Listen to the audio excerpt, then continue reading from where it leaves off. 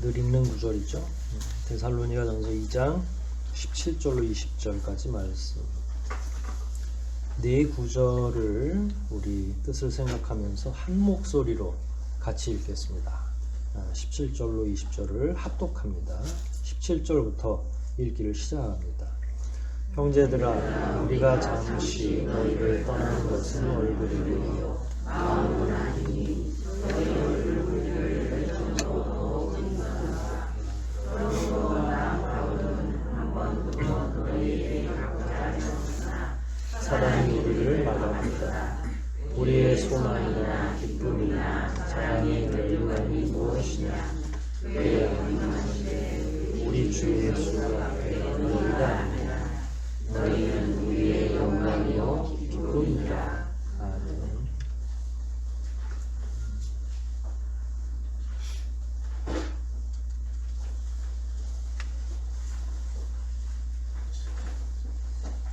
바울은 데살로니가 교회를 계속 1장부터 시작해서 물론 부분 다른 내용이 있긴 했지만 칭찬하고 있습니다. 격려하고 있죠. 잘하고 있다. 바울이 이렇게 칭찬하는 이유가 어디에 있다고 말씀을 드렸죠?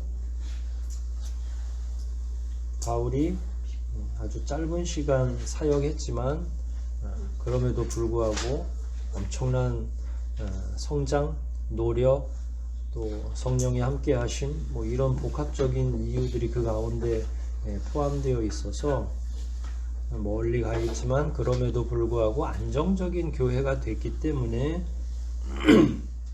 바울이 계속 칭찬했다. 이런 내용을 1장에서도 여러 차례 말씀을 드렸고 2장까지도 나오는 거죠. 그러면서도 바울은 그 데살로니가 교회를 그리워했어요. 그러니까 오늘날에는 이게 이해가 안 돼요, 사실은. 왜냐하면 오늘날에는 순회 전도, 순회 목회자라고 하는 게 아주 선교 지역 아니고서는 거의 불가능하죠. 지금은 제가 기억이 가물가물한데 2006년에 왔나요? 2005년에 왔나요? 제가 우리 교회 처음에 온 게. 그러면 벌써 10년이 후딱 15년 가까이 되는 거고요. 15년이 넘었네요. 조금 있으면 20년. 지긋지긋하시죠? 한 사람이 교회에 오면 교우들이 저를 쫓아내기 전까지는 이렇게 계속 사역을 하는데 그 당시에는 목사가 부족했으니까 여기도 가야 되고 또 성덕교회 가서 설교도 해야 되고 또 다른 밑에 교회 가서도 설교해야 되고, 왜냐면 목사가 동네에 막 지역에 동대문에 하나 있을까 말까 이러니까 그 여러 교회를 순회하다 보면 하고서 빨리 저쪽 지역으로 가야 되고, 우리 지금 유진 선교사님도 계시지만 유진 선교사님은 본인 자의에 의해서가 아니라 중국이 정치 상황이 좀 널널하면 한 곳에서 조금 오래의 사람들을 양육할 수 있는데, 시진핑도 그렇고 그냥 이렇게 고여 있는 걸 싫어해요. 그래서 일부러 힘을 과시하기 위해서 흙탕물을 막 튀기는 거죠. 그래서 어느 순간에 선교사, 자기네들이 미리 파악한 선교사를 다 내쫓아버리고 한국으로 추방해버리고, 유진 선교사는 계속 학생 신분으로 같이 걸쳐놨기 때문에 알면서도 이렇게 다행히 여태까지 있었지만, 그러면 이제 그때는 어떻게 해요? 보따리 싸가지고 어쩔 수 없이 저 시안에 있다가 베이징도 가고 거기 있다가 지금은 또 다른 지역에 가 있고 이게 어떻게 할 수가 없어요. 근데 이제 그럴 때 더 그리운 사람들이 있어요. 여러분들은 목회자가 모든 사람을 다 동일하게 사랑하기를 원하고 애정을 갖기를 원하지만 그런 면은, 그러니까 일정 부분은 동일한 부분이 있고요. 그럼에도 불구하고 연약하거나 그럴 때 마음이 더 쓰이는 거예요. 그러니까 데살로니가 교회랑 오래 바울이 연관을 맺고 목회를 한 6개월 정도 했으면 그 그리움이 사무치지 않았을 것 같아요. 그런데 짧은 시간 같이 있었는데 문제는 바울이 자기를 추격하고 있는 유대인들, 그 지난주에 우리가 그 부분에 대해서 많이 살폈잖아요. 유대인이 끊임없이 계속 기독교인들을 파괴하려고 하고 바울을 잡아 죽이려고 하고, 그런데 바울이 떠났음에도 불구하고 바울이 교제했던 사람들도 끊임없이 계속 파괴해야만 하는 유대교의 절체절명의 위기, 기독교의 성장은 유대교의 위기예요. 그러니까 어쩔 수 없이 막 3주 정도 같이 호흡하다가 도망쳐 왔는데, 문제는 나오면서 얼핏 들은 소리가 글쎄 데살로니가 교회에 야손이 잡혀갔대요. 야손과 사도행전에 나오는 내용이거든요. 그러니까 바울이 자기 목숨이 어떻게 되는 건 괜찮아요. 본인 자체가 리더였고 그러니까. 근데 일껏 전도해놔서 여기 공동체를 세웠는데 그 중에 헌신적인, 자기 집도 내어주고 복음을 청종하는데 엄청난 흡수력으로 바울의 이야기를 그렇게 막 최선을 다해서 듣는데, 그 사람이 로마 군인에게 고발을 해가지고 유대인들이 와서 고발을 해서 잡혀간 거예요. 바울 마음이 어땠겠어요? 여러분, 복음을 증거하는 게 담대하고 하나님이 내게 주신 명령이니까 하지만, 인간적으로 보면 내가 괜히 야손을 끌어들였나? 내지는 내가 복음을 너무 세게 전달해서 야손이 이번에 당하면 어떻게 하지? 죽으면 어떻게 하지? 이런 염려가 있겠어요? 없겠어요? 인간적으로 당연히 있죠. 그러니까 연약한 사람일수록 마음이 더 쓰이는 거예요. 그래서 바울이 오늘 본문에도 표현되어 있지만 18절이에요. 나 바울은 한 번, 두 번 너희에게 가고자 했다. 왜 가고자 했겠어요? 가르치려고 했고, 둘째는 염려되니까. 마음에 야손이 잡혀갔다는 소리를 들었는데, 그려 뭐 하나님이 하시는 일이니까 그건 또 하나님이 알아서 하시겠지, 이렇게 하고 갈 수가 없잖아요. 불과 3주 정도의 교제 기간을 가졌는데 얼마나 안쓰럽겠어요. 그러니까 마음이, 몸은 떠나 있지만 마음이 쓰이는 게, 그래서 몸은 다른 지역에서 이미 전도를 하고 있고 누군가를 만나서 또 양육하고 있지만 저쪽에서 들려오는 소문이 있으니까 쓰이는 거죠. 여러분 같으면 안 그러겠어요? 당연히 그런 거죠. 그래서 그 그리움, 칭찬을 하지만 또 한편으로는 그리워하고 염려가 되니까 다시 돌아가려고 시도하고, 오늘 본문은 사실 그런 내용이 같이 포함되어 있는 거예요. 그리움이 많이 포함되어 있죠. 17절과 18절을 지금 들은 설명 그대로를 생각하시면서 다시 볼게요. 형제들아, 우리가 잠시 너희를 떠난 것은 뭐예요? 얼굴이지 뭐는 아직 남아있어요? 마음은 너희한테 다 있다. 그럼에도 불구하고 어떻게든 너희 얼굴을 보려고 열정으로 더욱 힘썼노라. 바울이 열정을 내면 어느 정도인지 아시죠? 목숨 거는 사람이에요. 그러니까 돌아가면 죽을 걸 알지만 어떻게든 틈을 봤다는 거예요. 죽기를 각오하고 돌아가고 싶었는데 18절에 그래서 한두 번 계속 그런 시도를 했지만 결국은 그 시도가 번번이 사탄에 의해서 좌절됐다라고 하는 거죠. 얼마나 염려스러운 상황인지, 또 바울은 어떤 마음인지. 그래서 본문을 겉으로만 읽으면 지금 설명드린 그런 내용들이 잘 안 보이니까 가급적 자세하게 설명을 드린 거고, 야손을 비롯해서 그 당시 거기에 남아있던 교인들은 바울은 떠나버려서 살았지만 야손은 잘못하면 일가 친척과 함께 죽을 수도 있는, 풀려납니다. 결국은 보석금을 내고 풀려나긴 하지만 이제 찍힌 거죠. 곤란을 겪는 거죠. 여러분, 찍힌다는 게 뭐냐면 지금도 마찬가지예요. 이슬람 지역이나 이런 데서 선교사가 들어가서 선교를 하잖아요. 그러면 알아요. 그리고 때로는 고발을 합니다. 쟤네들이 우리를 포교했다. 전도하면 안 되거든요. 자기 신앙을 터키나 이런 데는 자기가 혼자서 믿는 거는 괜찮을 때가 있어요. 근데 전도를 하면 안 돼. 근데 선교사는 왜 간 거예요?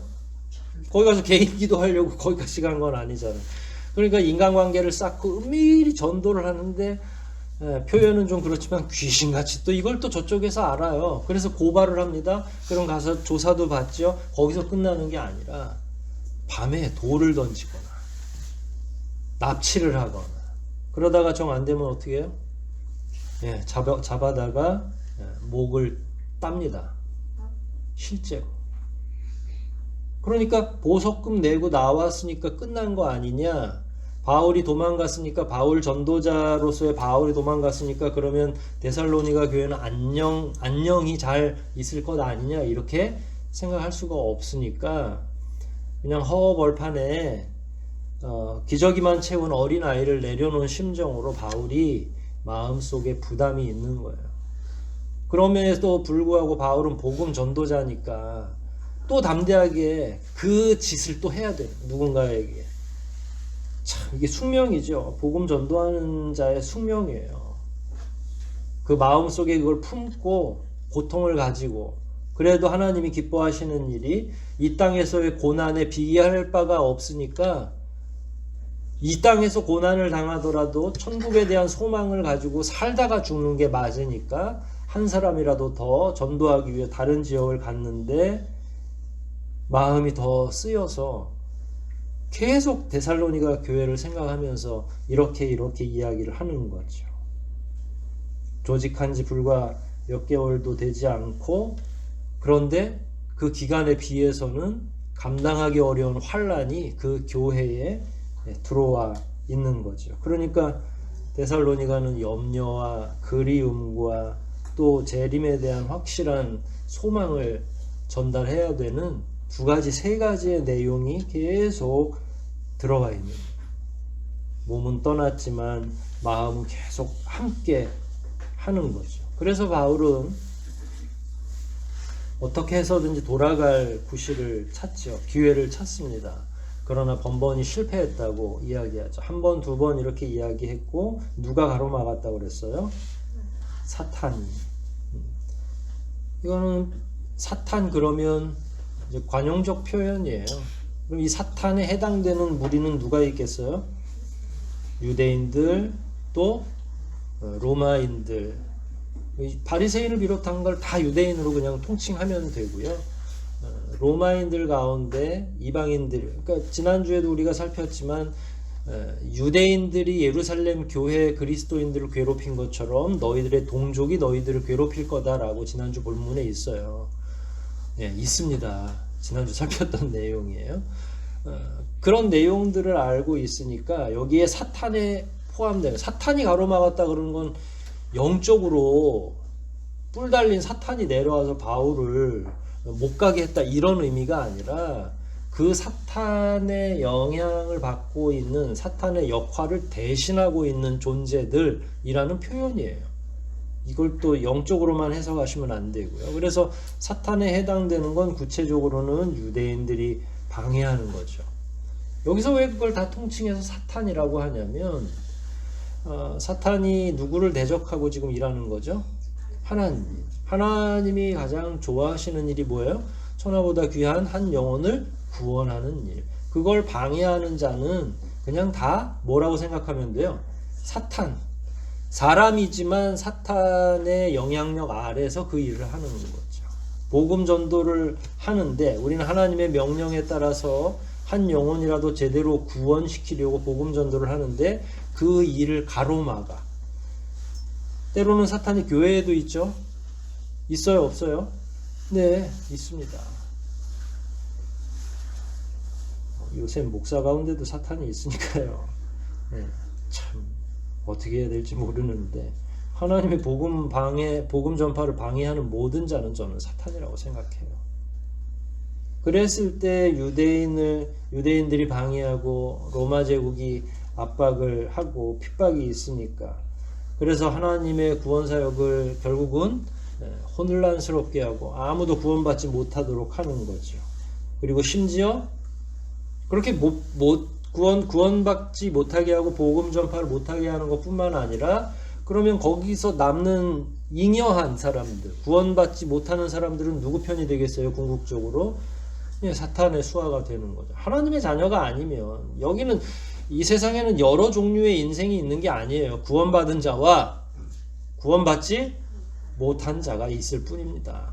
다양한 종류로 우리가 분류할 수 있겠지만 영어로 보면 구원받은 자와 구원받지 못한 자. 구원받지 못한 자들은 다 누구의 수하가 되기 쉽겠어요? 사탄의 수하가 되기 쉽겠죠. 그러니까 그리움과 염려가 복음 전파자에게 왜 없겠어요? 노심초사하는 거죠. 내가 낳은 자녀보다 더. 그런데 얼굴을 못 보는 거예요. 쉽게 볼 수 있으면 그리움이 더 낮아지겠죠. 왜냐면 다음 주쯤 볼 수 있대 이러면 다음 주만 참으면 되죠. 그런데 지금 우리가 코로나로 견뎌봤잖아요. 매주마다 제가 광고했죠. 아이고, 언제 우리가 대면 예배할지는 모르지만 그러면 이제 기약이 없는 거죠. 바울이 그 심정으로 지금 기약 없는 시간을 보내고 있는 거예요. 그런 면에서 바울에게 데살로니가 교회는 가장 지금 현재로서는 소중한 존재고 안타까운 존재인 거죠. 그런데 참 하나님이 하시는 일은 너무 놀랍고 바울이 사역한 그 기간과 또 데살로니가 교회가 당하고 있는 고난에 비례해 보면 데살로니가 교회는 찌그러져야 돼요. 이렇게 쪼그라들거나 그 위기 가운데 자기들을 건사하지 못해야 정상이에요. 여러분들이 3주 동안 저랑 교리교육 받고 처음 나와서 저랑 교리교육 받고 제가 부득이 다른 지역으로 갔는데 여러분의 믿음이 쑥쑥 성장했다면 그건 가능합니까? 불가능합니까? 네, 불가능하죠. 그런데 이상하게 그 정도밖에 못 만났는데 3주 내내 매일매일 만나도 며칠이에요? 3, 7이 21일밖에 더 되겠어요. 요즘에 신학교육을 7년 받아요. 4년하고 또 3년하고 의대처럼 7년을 받아도 전도사들이 어리버리하죠. 그쵸? 그런데 3, 7이 20일 20하루 동안 뭐 그 당시에는 이렇게 정교한 신학도 없었는데 배운들 뭘 그렇게 많이 배웠겠으며 잘 배웠겠어요. 하지만 참 이상하게 데살로니가 교회는 든든해졌다. 그건 바울의 열정, 또 교인들의 청종하려고 하는 자세, 그리고 8, 90% 이상은 누구의 능력이에요? 하나님이 하신 거죠. 하나님. 저는 제가 부족한 것을 하나님이 다 채우시리라 생각을 해요. 물론 그렇다고 해서 제 부족을 저의 그 부족함을 그냥 하나님한테 다 맡겨놓고 뻔뻔한 면이 많죠. 제가 그렇게만 짐을 드리지는 않는데 그럼에도 불구하고 하나님은 여러분들을 다 한 사람 한 사람을 하나님의 때에 그 시와 때에 맞춰서 성장시켜줘요. 그건 누가 어떻게 할 수 있는 부분이 아니에요. 설교를 잘한다고 교인들이 엄청나게 그 기간에 성장할 수도 있죠. 그러나 그 역시도 누구의 은혜예요? 하나님. 근데 목사가 몸도 아프고 비리비리하기도 하고 한데 교인들이 정신을 바짝 차릴 때도 있어요. 교인들이 오히려 교회를 더 든든하게 지키는 경우가 있잖아요. 그럴 때도 그건 역시도 하나님이 주시는 마음이죠. 교회는 어떻게 결론을 내릴 수가 없는 기관이에요. 데살로니가 교회가 바로 그런 거죠. 그래서 그 교회를 결국은 우리가 말씀 살폈듯이 디모데를 통해서 야, 내가 도저히 저들이 나를 죽이려고 해서 지금은 못 가는데 네가 이렇게 돌아서 한번 가봐. 그래서 갔다 왔죠. 갔다 왔다고 말씀드렸죠. 3장에 나올 거예요. 갔다 와서 보고를 했는데 너무 든든하게 잘 서 있는 거죠. 그러니까 바울이 기쁘기도 하고 더 그리운 거예요. 어떻게 성장했는지, 그때 야손은 매를 맞은 건지, 지금 장로 정도의 능력을 발휘하고 있는지, 누가 기도회를 운영하고 있는지, 모든 그리움이 혹은 호기심이 그 가운데 있는 거죠. 그래서 17절, 18절 이렇게 기록을 한 거고, 그러면서 이제 마지막에 그들을 향해서 뭐라고 얘기했냐면 너희는 나의 마지막 날의 면류관이다 라는. 이미 결론이 나 있는 거죠. 이게 재림 때의 면류관이라고 이야기했거든요. 이 재림, 예수님이 다시 오실 그때 마지막 때의 이 면류관이라고 하는 건 뭘 전제로 하냐면 예수님의 심판과 판단을 전제로 해요. 그때 헤어 보실 거란 말이에요. 이 사람이 이를테면 올림픽을 하잖아요. 그러면 등위를 매기죠. 똑같아요. 그러니까 그 비유로 이렇게 한 거기 때문에. 그러면 어떤 사람이 메달을 몇 개를 땄는지를 쭉 그야말로 집계표를 가지고 있는 거죠. 금메달은 이게 이제 국가대항으로 가니까 뭐 한국은 금메달이 뭐 6개, 미국은 워낙에 옛날부터 독식을 했으니까 미국, 중국, 러시아가 예전에 소련일 때는 또 소련도 막 1, 2위 다투고 그랬었거든요. 뭐 그렇게 해서 다 그게 판단이에요. 심판이고. 예수님이 마지막에 그리스도인들이든 믿지 않는 자든 아무튼 다 심판대 앞에 설 때에 누구는 면류관을 쓰게 될 거고요. 면류관이 뭐예요? 우승자에게 주어지는 금메달이라고 생각하시면 돼요. 그땐 올리브 감람나무 잎으로 이렇게 관을 만들어서 뭐 줄 게 변변치 않고 그러니까 때로는 노예 같은 경우는 방면을 해주기도 하죠. 열심히 잘 싸워가지고 전훈을 세우거나 공을 세우면 노예도 그 자리에서 놔주고 그랬어요. 로마 시대 때. 근데 그런 비유를 지금 하고 있는 거죠. 그래서 사도들은 뭘 해서 금메달을 딸 수 있겠어요? 오늘 본문을 읽으시면 돼요. 뭘 해서 따면 돼요? 누구 잘 키워가지고 성도를 잘 키우는 걸로 금메달을 따는 거예요. 면류관을 따는 거죠. 그러니까 하나님이 제가 만일 하나님의 앞에 심판대에 가면 그동안에 김정열 목사는 헌금 얼마 했고 이런 거 하나도 안 따진다. 또 이러면 또 헌금 안 하실 수도 있으니까 조심스럽긴 한데 헌금으로는 안 따져요. 그래서 제가 강조 그렇게 많이 안 하는 거예요. 그냥 하나님이 우리 교회 운영할 정도만 주시면 된다고 생각을 하고 그럼 뭘 가지고 따지겠어요? 뭐 자기 믿음. 근데 사역자에게 있어서 그 믿음은 뭘로 표현되냐면 성도를 양육하는 걸로 표현이 되는 거죠. 바울이 그 얘기한 겁니다. 주님이 멀지 않아서 이제 오셔가지고 그 당시에 임박한 종말론이 있었으니까 오셔서 나를 심판하실 텐데 심판이라는 걸 두려워할 필요 없어요. 계산이라고 생각하시면 돼요. 식사하시고 나가실 때 계산대 앞에서 계산하잖아요. 그거라고 생각하시면 돼요. 여러분과 주님 사이의 계산이 있고 믿지 않는 자와 또 하나님 사이의 계산이 분명히 있을 거죠. 그러면은 돈 없이 식당 들어간 사람 계산이 기다려지겠어요? 두려워지겠어요? 도망치다가 이제 똑같아요. 이치가 하나님 앞에서 자기의 달란트와 자기가 받았던 그동안에 키우고 양육했고 했던 금메달 거리들이 많은 사람들은 계산 시간이 두려울 필요가 없죠. 그래서 심판이지만 동일한 심판이지만 우리에겐 그 심판이 기다려지는 거예요. 그래서 계시록의 마지막에 예수님 어서 오세요. 예수님이 심판하러 오신다고 했는데도 어서 오시라고 한 이유는 뭐예요? 그동안에 이런 면류관, 그동안에 메달을 획득했기 때문에 그런 거죠. 그러면 사도에게 있어서는 누가 면류관이냐? 18절까지 읽었죠. 19절 한번 읽어볼게요.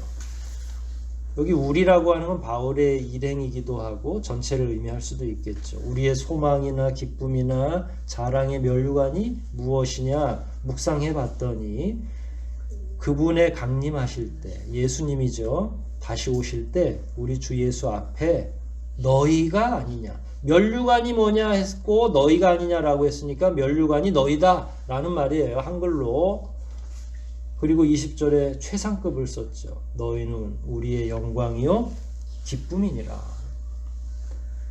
바울이 데살로니가 교회를 어떻게 생각하고 있는 거예요? 우승할 때 여기에 딱 너네 때문에 내가 예수님 앞에 자신 있게 설 수 있겠어. 이게 사실은 초기에 2차 전도 여행 때 세운 교회라서 더 생생할 수도 있는데 이제 그만큼 바울에게 있어서는 데살로니가 교회 교우들의 성장과 하나님의 역사하심과 이런 게 너무 생생한 거예요.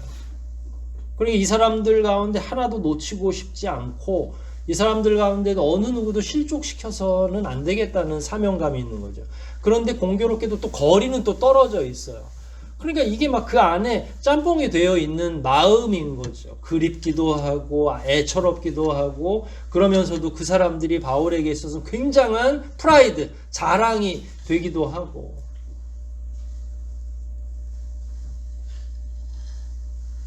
사역자들에게는 교인들이 자랑거리입니다. 교인 양육 잘하면 사도의 면류관이 화려하겠죠. 이 당시 면류관은 아까 말씀드린 것처럼 나뭇잎으로 만들었으니까 뭘 화려하겠어요. 그러나 천국에서의 상은 크겠죠. 그러면 제 상은 클 것 같아요? 안 클 것 같아요? 이제 여러분들이 제 상의 주제들이잖아요.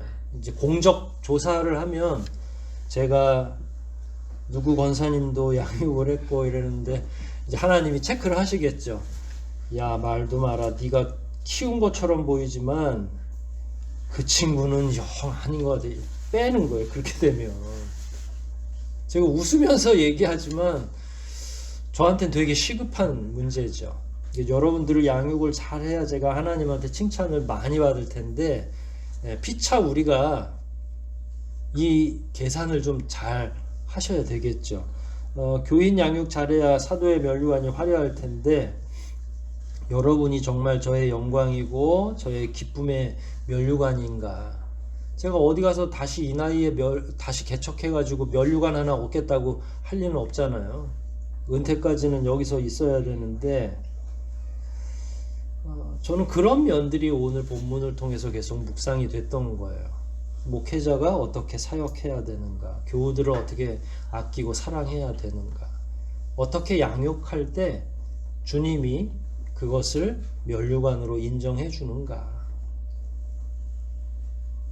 어쩌면 데살로니가 교회 교우들이 받은 이 칭찬은 저는 최상의 칭찬이라고 생각해요.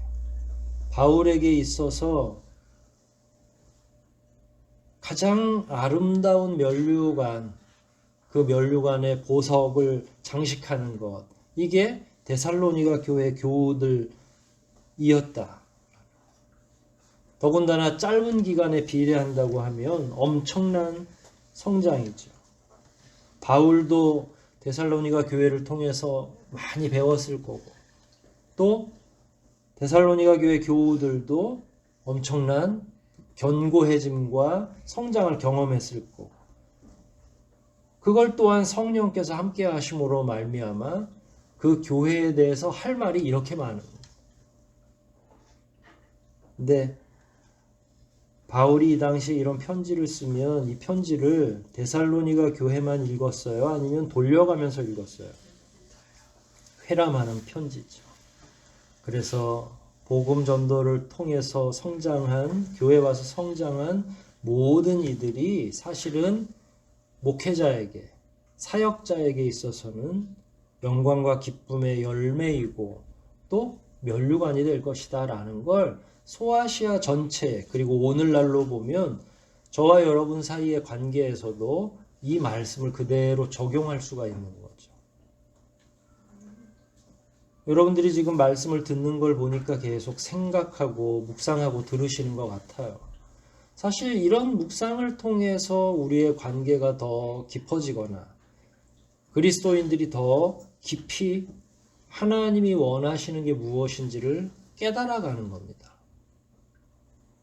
말씀이 은혜롭다는 건 제가 여러분들의 감정을 막 건드려서 뭐 할렐루야, 아멘 이런 거를 촉발해내는 게 은혜로운 게 아니라 실제로 우리가 말씀을 살피고 그 말씀이 내게 적용되고 그래서 고민하게 하고 그 고민으로 인해서 돌아가실 때쯤은 내가 김정열 목사의 면류관이었으면 좋겠다. 그 영광의 한 덩어리였으면 좋겠다. 라는 마음으로 돌아가는 거. 근데 이 말씀은요, 목회자에게만 해당되는 게 아니에요, 사실은.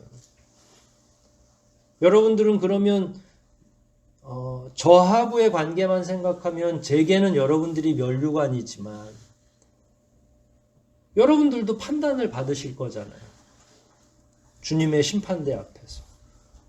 그럼 여러분들의 면류관은 누구예요? 여러분들은 누구를 교회로 이끌어왔고 누구를 양육한 거예요? 여러분의 자녀들, 여러분의 손자, 손녀들, 여러분의 화려한 면류관인가요?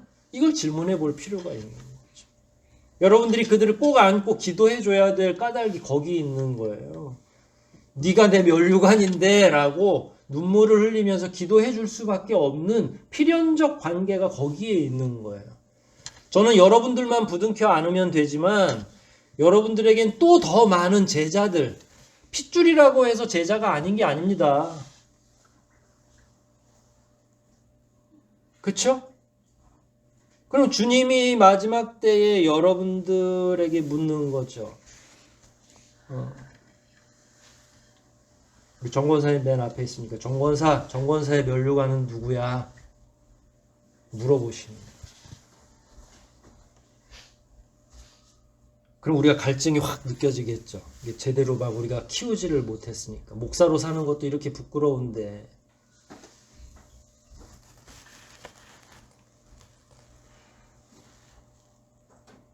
참 바울은 복받은 사람이에요. 근데 복받는 이유는 딱 하나예요. 헌신. 자기를 다 버리는 것. 2007년에 배영규 목사가 아프가니스탄에서 사망하고 나서 그 사람 전기를 제가 썼죠. 출판 안 했어요. 뭐 이런저런 이유 출판 못 했는데 그 사람의 좌우명이 나의 최고의 것을 드리는 게 헌신이다. 근데 자기 목숨을 드린 거죠. 바울이 그런 사람인 거죠. 자기 목숨 아까워서 지금 그리워하고 연민이 있는 게 아니라 교인들을 생각하면 피눈물이 나는 거죠. 자긴 도망가서 다행인데 남아있을 야손을 생각하면 여러분들이 그런 사람을 품어야 되는 거예요. 여러분이 마음속에. 저는 제가 책임질게요. 주님이 저를 야단을 치시든 어쩌든 심판대 앞에서 제가 맞을 혼이 있고 매가 있을 건데 여러분은 이제 어떻게 하실 거냐 묻는 거예요. 만만치 않으실 겁니다. 우리의 면류관이 누구인가? 이 칭찬과 동시에 이 말씀은 굉장한 부담감이 되는 거죠. 그걸 생각하도록 우리에게 하나님이 요청하고 있는 거죠. 그래서 나의 성장도 중요한 겁니다. 여러분들이 목회자와의 관계에서 보면 양으로만 자꾸 생각을 하시잖아요. 그런데 여러분이 목자인 생각은 한 번도 안 하시는 건가요? 그러면 그거는 굉장히 잘못 생각하는 거죠. 여러분이 키워야 될 자녀가 있고 여러분이 양육해야 될 손자, 손녀가 있고 여러분이 양육해야 될 교회 학교 어린 친구들이 있잖아요. 그것까지 제가 다 감당하지 않아요. 하나님이 그거는 저한테 물어보시지 않아요. 그건 여러분의 것이니까. 저는 여러분의 마음속에 저놈은 잘 키웠어 라고 하는 든든한 마음이 좀 있었으면 좋겠어요. 꼭 여러분이 키운 그 사람이 세계적인 설교자가 될 필요는 없어요. 그 사람이 어디 가서 막 선교를 하고 복음 전파자가 되지 않아도 돼요. 성실한 회사원만 돼도 돼요. 하지만 말씀의 근거에서 살아가는 그런 사람을 만드시기를 소원해야 돼요.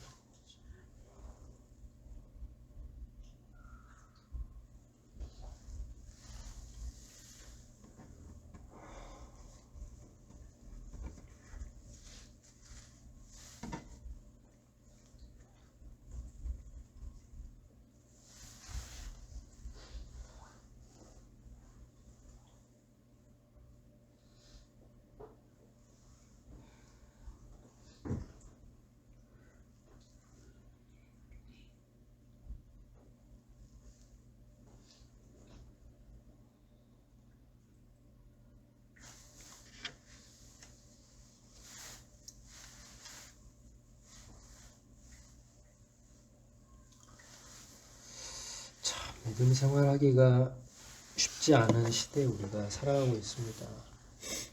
목회자도 매일 그런 도전을 받아요. 이 코로나 시기에 우리는 잘하고 있는 걸까? 더 게을러지고 있고, 주님이 이런 말씀 물으시면 설교하기 참 힘든 날이 있어요. 내가 감당이 안 되는 부분인데, 참 어떤 부분은 담대하게 설교하지만 어떤 부분은 너무 부끄럽고 죄송해서 힘이 들 때도 있고, 오늘이 저하고 여러분에게 그런 날인 것 같아요. 우리는 누군가에게는 자랑스러운 면류관이어야 되고, 인생 살아가면서 또 누가 나의 귀한 면류관인지도 묵상해야 되고, 저는 그런 면에서 처음에는 박복한 목회자인 줄 알았어요. 키워만 놓으면 자꾸 선교 간다 그러고 외국 간다 그러고, 나는 내 밑에서 좀 계속 도와서 같이 했으면 좋겠는데, 우리 유진 선교사도 계시지만 또 미국 가 있고 어디 가 있고, 근데 한편으로는 그게 우리 교회의 장점이면서 동시에 하나님이 복 주신 내용이 아닐까.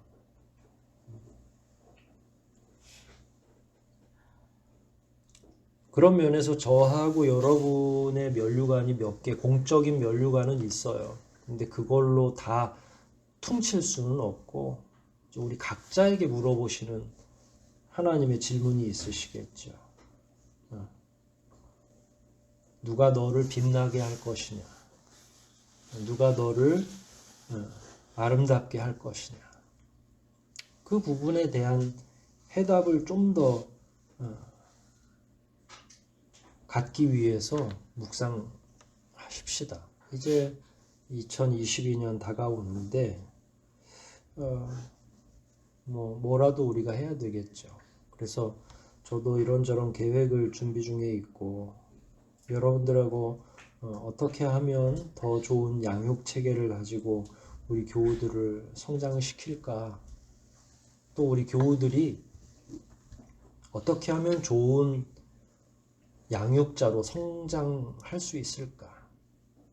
아주 멋진 교사가 되라는 말은 아니에요. 하지만 적어도 여러분들이 본을 보일 수 있는 성도, 부끄럽지 않은 성도가 되면 분명히 여러분을 따라가는 후배들이 여러분을 존경할 것이고, 여러분들을 나의 인생의 멘토라고 생각할 것이고, 결국은 그게 주님 앞에 마지막에 그분들이 바로 여러분들의 면류관이 되지 않겠습니까? 그런 소망을 가지시고, 목사만 제자를 키운다는 그 착각에서 벗어나셔서 내년 한 해 남아있는 우리 인생 지속적으로 나의 제자를 키우자. 핏줄이어도 된다고 말씀드렸어요. 쉽죠? 어려운 거 아닙니다. 안고 매일 기도하십시오. 손자 손녀는 그래도 할머니 할아버지 말 듣게 돼 있거든요. 귓속에 대고 계속 이야기하세요. 넌 하나님의 자녀다. 엄마 아버지가 싫어해도 하십시오. 그래서 하나만 잘 키우고 가셔도 하나님이 얼마나 귀하게 역사하시겠어요. 그렇게 성장한 아이 하나가 많은 사람들의 영혼을 구할 수 있습니다. 그런 확신 없이 우리가 이 일을 왜 하겠어요? 우연이 아니라 하나님의 필연인 것을 여러분들이 기억하시고, 누가 나의 면류관이 될 것인지를 더 깊이 묵상하면서 더 좋은 인생의 교사로 살아가시기를 주의 이름으로 축원드립니다. 우리 말씀들 생각하면서 한번 기도하시겠습니다. 바울이 데살로니가 교회 교우들을 향해서 너희들은 나의 면류관이다 라고 이야기했습니다. 그 말씀의 본질을 더 깊이 묵상하시면서 남아있는 인생 내가 한 영혼이라도 잘 양육하게 해 주십시오. 한 영혼이라도 내가 잘 성장시키게 도와주십시오. 지혜도 없고 연약하지만 내가 품고 기도하는 그 영혼이 하나님 앞에서 나의 면류관이 되게 해 주십시오. 이 시간 우리 함께 한 목소리로 기도하시겠습니다.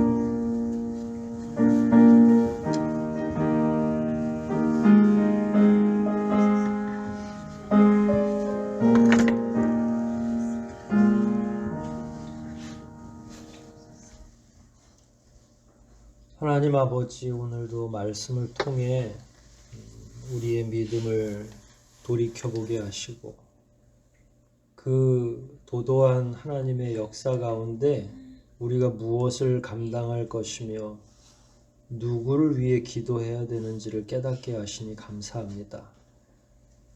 우리 스스로가 어느 시절엔 누군가의 면류관이었을 텐데 이제 앞으로는 누군가를 마음에 품고 더 열정적으로 기도하며 주님의 심판대 앞에서 부끄럽지 않게 많은 사람들이 우리의 면류관이 될 수 있도록 남은 인생 더욱 헌신케 하여 주시옵소서. 우리의 연약함과 게으름 때문에 하나님이 계획하신 한 영혼의 구원이 지체되는 것은 아닌지 되돌아보게 하시고 더 성장하고 더 헌신해야 될 신자들이 우리의 게으름으로 인하여 성장하지 못하고 있는 것은 아닌지 다시 한번 묵상케 도와주시고 결국은 누구든 하나님 심판대 앞에서